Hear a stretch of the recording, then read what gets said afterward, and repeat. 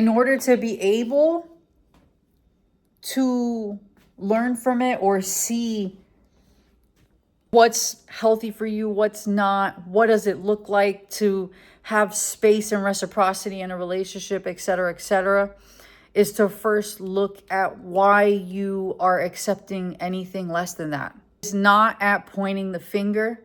I'm not saying that their behavior is excused. It's not. But at the same time, you can either point fingers and play a blame game, which gets you nowhere because that's victim mentality at best. It's a dead end at worst. It's just not a good investment of your energy. Instead, view it from a point of view where, why am I accepting this behavior? And then from there, be extremely honest with yourself. Let the answer, like if you just listen to your body, the answer will come. What happened? When and where did you learn that it was okay to accept this? And did you learn it was okay to accept this to survive maybe whatever circumstance was happening at that time?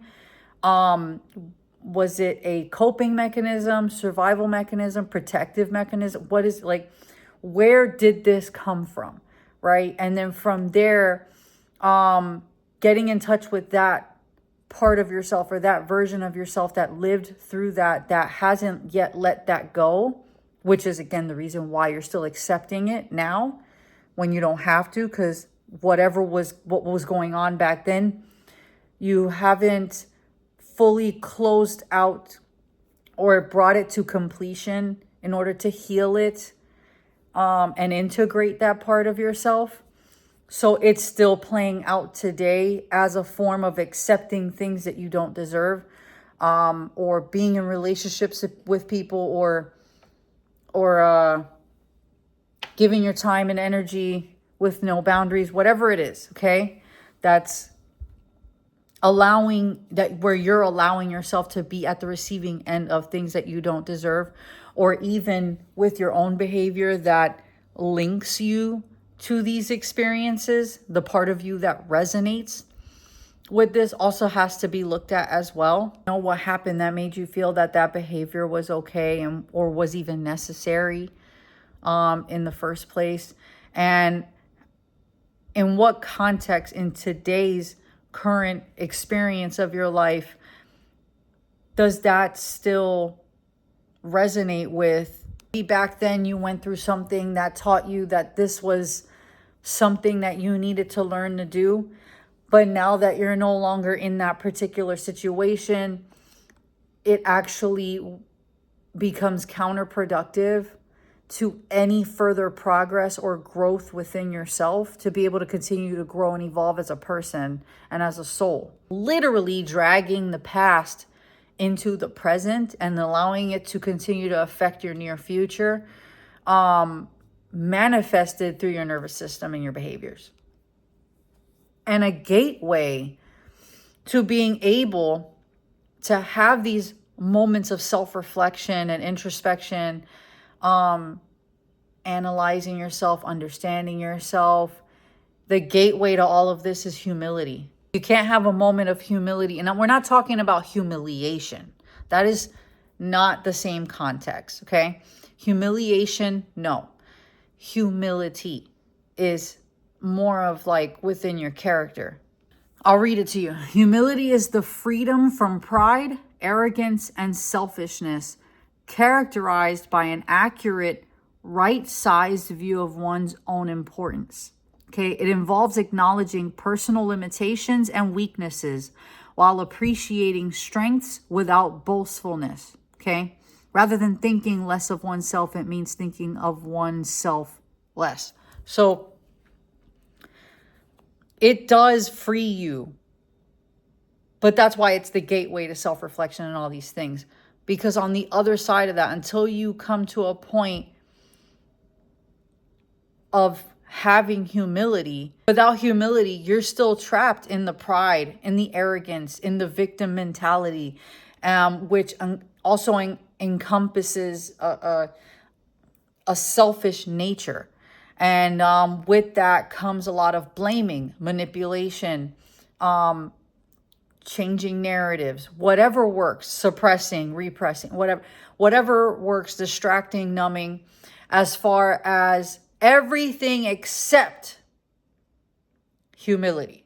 Humility is now like where you start to walk away from all that and you say, I'm done blaming everyone in the world and manipulating and lying and doing all these things.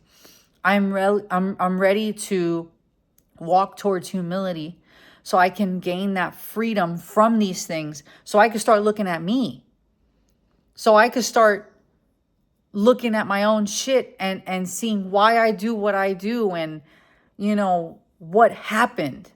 So I can actually start to get to the root of what happened that created the need for the way that I was behaving, so that I can actually start to develop some understanding of myself and create a level of self-awareness that becomes the foundation for me to start to do the inner work. Catch the difference with that. Okay, I didn't say that that's doing the inner work. That creates awareness. Awareness is not inner work. Awareness is, oh, I see now why. Like I now see that this, you know, I'm no longer denying that this table is brown. I know it's brown. That's awareness. Now, working on it is totally different. Knowing something about yourself does not mean you did the inner work to solve it. That is not inner work. Awareness is acknowledging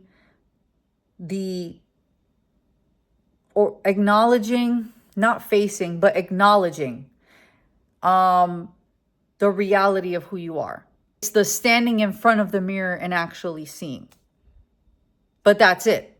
And then comes inner work, where you start to go deeper and deeper and start to actually understand how you and your behavior and your nervous system and the way that it reacts or responds to the world got to where it did, to where it's currently at.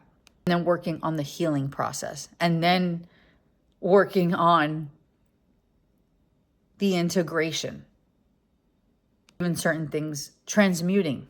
Humility is the gateway to even be able to begin to look at oneself, to be able to even get out of the trap and the cycle of victim mentality, of blaming other people and manipulating the narrative and manipulating them and lying to yourself and denying and whatever, to get out of that tormenting mentality, that tormenting cycle. The door out of that is humility. I've always said this, question yourself. And I know that can't begin until you get to the doorway of humility, but once you start to walk through that door, question yourself. It's okay. Question everything. Question yourself. Gain understanding. Gain understanding of yourself. That will help you to understand a lot of things and why your reality currently is the way it is. And it can start to give you a footing on your own self-awareness that can help a lot when you start to do the actual inner work. Tell you the truth, the reality that you have, your relationships, your job, where you live, everything, okay?